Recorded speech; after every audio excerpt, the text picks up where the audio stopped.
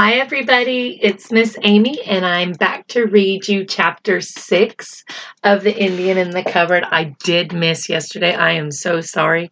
The time got away with me, or with it, however you say it, but it got away from me and I didn't get to chapter 6 and I'm so sorry. But I'm back today to read chapter 6. The chief is dead. Long live the chief. Remember the last time we left, Omri had to get,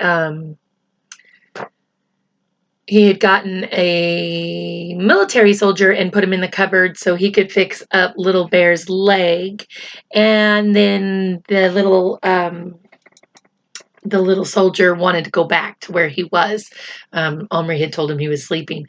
But right before Omri went to school, he quickly put a knight in the cupboard and locked it and opened it, grabbed an axe out of it and locked it back in there so he could get an axe for Little Bear to do some work around his area while he was at school so he wouldn't be bored. So let's go ahead and dig into chapter 6. It's another long one. We had 2 short ones and now a long one.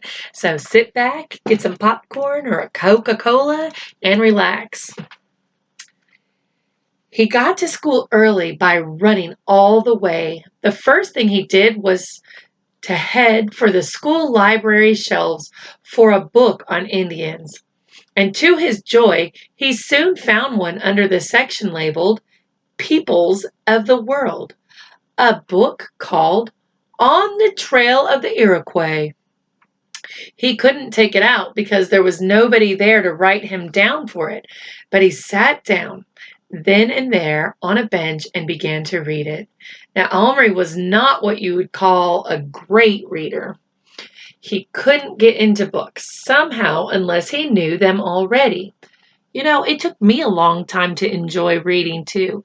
I mean, I didn't mind the small books, but as I kind of got in my older childhood years, I didn't really like reading books that much until my sister gave me a book and it captivated me, and then I was stuck. So don't ever give up. Even if you're not a good reader, keep on reading and keep looking for books to explore. All right, now enough of that. Back to the story, Miss Amy. All right. And how, as his teacher never tried or tired of asking, was he ever going to get to know any more books until he read them for the first time? And this, On the Trail of the Iroquois, was not exactly a comic. Tiny print, hardly any pictures, and no fewer than 300 pages. Getting into this was obviously out of the question, so Omri just dipped. He managed to find out one or two fairly interesting things straight away. Iroquois Indians were sometimes called the Five Nations. One of the 5 were the Mohawks, a tribe Omri had heard of. They had indeed lived in longhouses, not teepees, and their main food had been maize and squash, whatever they were, and beans. These vegetables had, for some strange reason, been called the 3 Sisters. Maize is corn, by the way. There were many mentions of the Algonquins as the Iroquois enemies, and Omri confirmed that the Iroquois had fought beside the English while the Algonquins fought for the French sometime in the 1700s, and that both sides had scalped like mad. At this point, he really began to get interested. The book, in its terribly grown-up way, was trying to tell him something about why the Indians had done such a lot of scalping. Omri had always thought it was just an Indian custom, but the book seemed to say that it wasn't at all. At least not till the white man came. The white men seem to have made the Iroquois and the Algonquin keen on scalping each other, not to mention white men, French or English, as the case might be, by offering them money and whiskey and guns. Omri was deep in the book, frowning heavily. For several minutes after the bell had rung, someone had tapped him on the shoulder and tell him to hurry into assembly. The morning lasted forever. 3 times his teacher had caused to tell Omri to wake up. At least Patrick leaned over and whispered, "You're even dreamier than usual today. What's up?" "I'm thinking about your Indian." "Listen, I think you're putting me on about that Indian. It was nothing so marvelous. You can buy them for a few pence in Yaps." Yaps was their local news agent and toy shop. "I know. And all the equipment for them. I'm going to shop at lunch break. Are you coming?"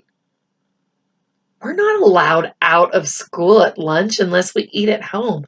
You know that." "I'm going anyway. I've got to." "Go after school." "No, I've got to go home after school." "What? Aren't you staying to skateboard?" "Omri and Patrick, will you kindly stop chattering?" They stopped. At long last, lunchtime came. "I'm going. Are you coming?" "No, there'll only be trouble." "I can't help that." "You're a twit." Twit or not, Omri sneaked out, ran across the playground, through a hole in the fence. The front gate was kept locked to keep the infants from going in the road. And in 5 minutes, by running all the way, he had reached Yaps. The selection of plastic figures there was good. There was one whole box of mixed cowboys and Indians. Omri searched till he found a chief wearing a cloak and a full feather headdress, with a bow in his hand and a quiver full of arrows slung across his back. Omri bought it with part of his lunch money and rushed back to school before he could be missed. He showed the chief to Patrick. Why get another Indian? Only for the bow and arrows. Patrick was now looking at him as if he'd gone completely screwy. In the afternoon, mercifully, they had 2 periods of handcrafts. Omri had completely forgotten to bring the teepee he'd made, but there were plenty of scraps of felt, sticks, needles, and thread lying about the handicrafts room, and he'd soon made another one, much better than the first. Sewing had always bored him rigid, but now he sat for half an hour stitching away without even looking up. He was trying to achieve the patched look of a real teepee made of odd-shaped pieces of hide, and he always found a way of bracing the sticks so that they didn't fold up every time they were nudged. "Very good, Omri," remarked his teacher several times. What patience all of a sudden! Omri, who usually liked praise as much as anyone, hardly heard her. He was concentrating so hard. After a long time, he became aware that Patrick was standing over him, breathing through his nose rather noisily to attract his attention.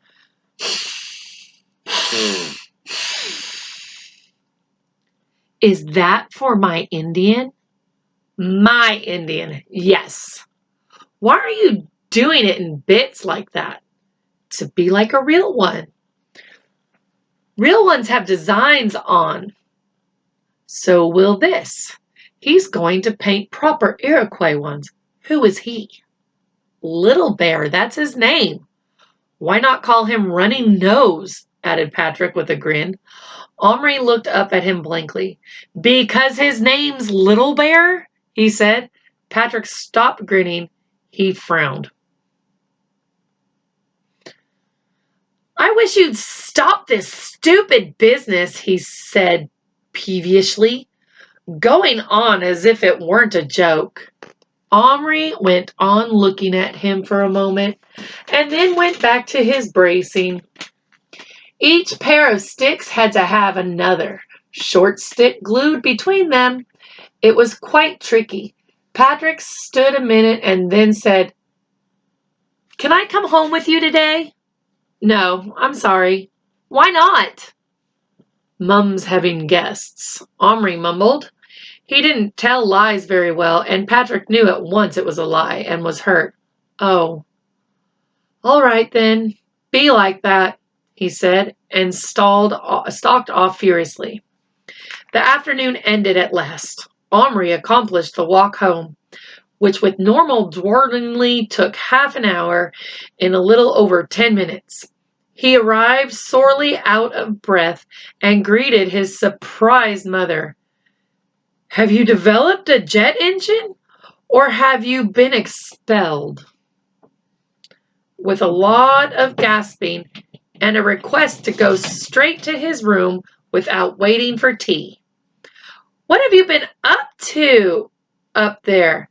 There's an awful mess on the floor. Looks like bits of grass and bark. And where did you get that beautiful little Indian teepee? I think it's made of real leather. Omri looked at her, speechless. He began at last. Telling lies to Patrick was one thing. Lying to his mother was quite something else. And he never did it unless the emergency was dire. But mercifully, the phone rang just then, so he was spared for the moment. He dashed upstairs. There was indeed a fair old mess, though no worse than he often left himself when he'd been working on something. Little Bear and the horse were now nowhere to be seen, but Omri guessed where to look. Behind the dressing-up crate. A wonderful sight met his eyes. A long house, not finished, but no less interesting and beautiful for that, stood on the seed box, whose smooth surface was now much trampled over. There were hoof as well as moccasin prints. Omri saw that the ramp made of a part of the bark had been laid against the side of the wooden box, up which the horse had been led to Omri's delight. Odd as it may seem, a tiny pile of horse manure lay on the ramp as proof of the horse's passing. Gross. Pew. I don't think I'd want that in my room. And there he was, tied by a thread to an upright twig hammered, presumably, into the ground, munching a small pile of grass that the Indian had carried up for him. Little Bear himself was still working so intently that he didn't even notice that he was not alone. Omri watched him in utter fascination. The longhouse was about half finished. The twigs, which had been taken from the birch tree on the lawn, had been stripped of their bark, leaving them shining white. Each one had then been bent into an arch, the ends thrust into the earth and cross pieces lashed to the sides with thread. I wanted to show you the picture before I went on to the next page, but I didn't want to stop mid-sentence. You see the little longhouse down here, and Omri's watching behind the dresser is what we would call it. How very interesting indeed. More and more twigs, which were stout poles to the Indian, had been added with never a nail or a screw needed to strengthen the structure. And now Little Bear had begun to fix flakes of bark like tiny tiles onto the cross pieces. He was seated on the roof itself, his feet locked around the main roof pole, which ran the length of the house, hanging these bark tiles, each of which he would first carefully shape with his knife. The knight's battle axe lay on the ground beside an unused pile of twigs. It had clearly been used to chop and strip them and had been made to serve Little Bear's purpose very well. At last, Omri saw him straightening up, stretch his arms toward the ceiling, and open his mouth with a tremendous noisy yawn. Tired? He asked him. Little Bear got such a fright he almost fell off the longhouse roof, and the horse neighed and tugged at the rope. But then Little Bear looked up and saw Omri hanging over the crate far above him and grinned. Little Bear tired. Work many hour. Look, make longhouse. Work for many braves. I make alone. Also not got good tools. Axe Omri give heavy. Why no tomahawk? Omri was getting used to his Indian's ungrateful ways and was not offended. He showed him the teepee he'd made. I suppose you won't want this now. You've got your own longhouse, he said rather sadly. Want! He seemed to have decided teepees had their uses after all. He circled it. Good. Give paints. Make pictures. Omri unearthed his poster paints when he came back with them. He found Little Bear sitting cross-legged on the earth, facing the figure of the chief that Omri had put next to the teepee. Little Bear was clearly puzzled. It's plastic, said Omri. I bought it in a shop. Plastic? Little Bear stared at the figure with its big feather headdress. You make magic? Get bow and arrows? From plastic? Yes. Also make feathers real? He asked with a gleam in his eye. You like that headdress? Little Bear like, but that for chief. Little Bear not chief till father die. But you could just try it on. Little Bear like, but for the chief. But you could just try it on. Little Bear looked doubtful, but he nodded. Make real. Then see. Omri shut the Indian chief into the cupboard. Before he turned the key, he leaned down to where Little Bear was, examining the, to him, enormous pots of paint. Little Bear, are you lonely? Huh?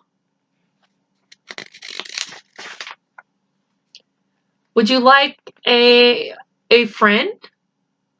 Got friend, said the Indian, jerking his head toward the horse. I mean another Indian. Little Bear looked up swiftly, his hands still. There was a long silence. Wife? He asked at last. No, it's a man, said Omri. The chief. No want, said Little Bear immediately, and went back to his work with a bent head. Omri was disappointed. He had thought it might be fun to have two Indians, but somehow he couldn't do anything Little Bear didn't want. He would have to treat this chief as he had treated the knight, grab the weapons, and turn him back into plastic again at once. Only this time it wasn't quite so easy. When he opened the cupboard, the chief was still sitting on the shelf, looking about him in bewilderment, blinking at the light-struck eyes. Omri saw at once that he was a very old man, covered in wrinkles. He took the bow out of his hands quite easily, But the quiverful of arrows was hung around him on leather thong, and as for actually lifting the feathered headdress clean off his gray old head, Omri found he just couldn't bring himself to do it. It seemed so rude. The old man gazed up at him blankly at first, and then, with dawning terror, but he didn't get up, and he didn't speak, though Omri saw his lips moving and noticed he had hardly any teeth.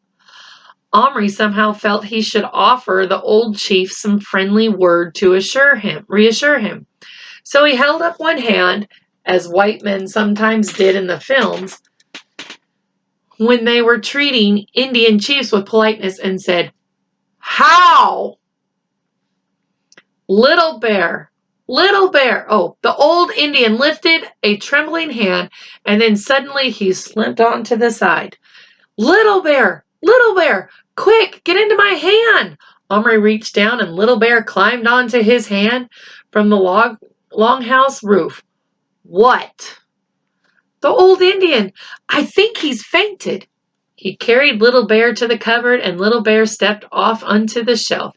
He stooped beside the crumpled figure. Taking the single feather out of the back of his own headband, he held it in front of the old man's mouth.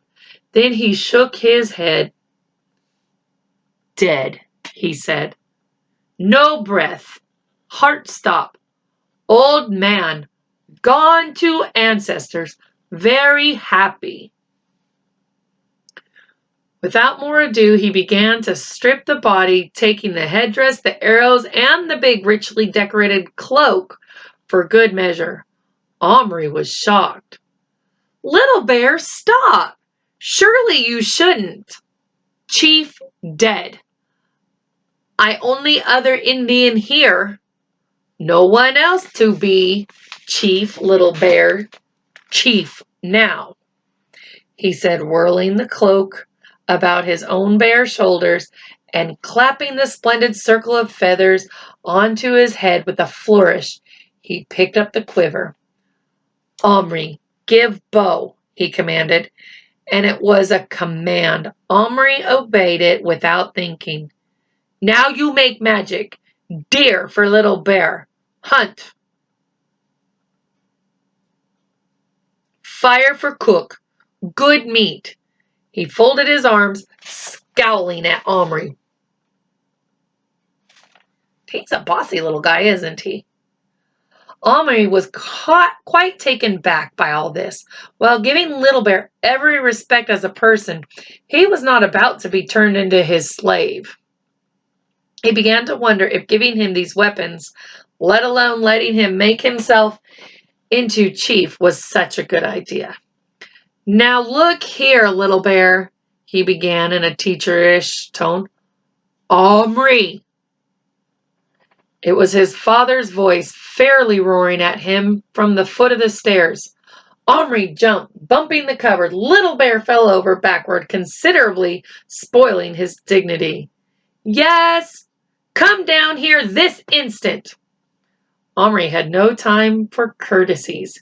He snatched Little Bear up, set him down near his half-finished longhouse, shut and locked the cupboard, and ran downstairs. His father was waiting for him. Omri, have you been in the greenhouse lately? And did you, while you were there, remove a seed tray planted out with marrow seeds, may I ask? Well, yes or no?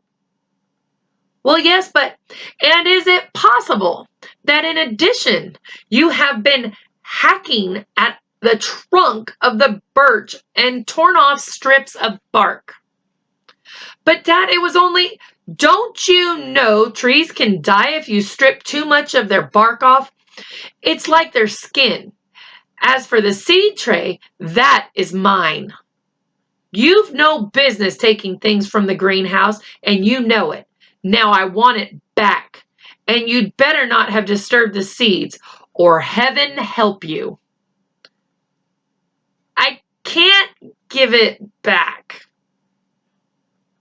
he said at last. But I'll buy you another tray and some seeds. I've got enough money, please. Omri's father had a quick temper, especially about anything concerning the garden.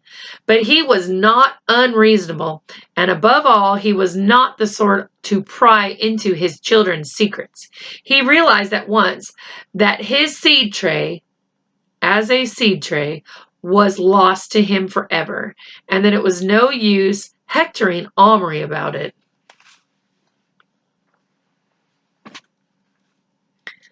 All right, he said. You can go to the hardware shop and buy them, but I want them today. Omri's face fell. Today? But it's nearly 5 o'clock now. Precisely. Be off. And that is how we end chapter 6, boys and girls. I guess you'll have to stick around and see what happens to Omri after he goes to the hardware store. Thank you so much for reading along with me in Lynn Reed Banks's The Indian in the Cupboard. I appreciate you being here with me today, and I look forward to reading with you some more tomorrow. And also remember, before using mom and dad stuff, or it may be mum and dad, be sure to get permission. It shouldn't, take too much. Just tell them you're creating something. But I don't know that an Indian would ever come alive in a cupboard. So you could probably be totally honest and say something as the truth. In this case, even if you didn't have an Indian that came to life, you could say, I'm playing with my Indians and I want to build them a teepee. Or whatever it takes. Make sure you tell the truth. Till next time, sleep tight.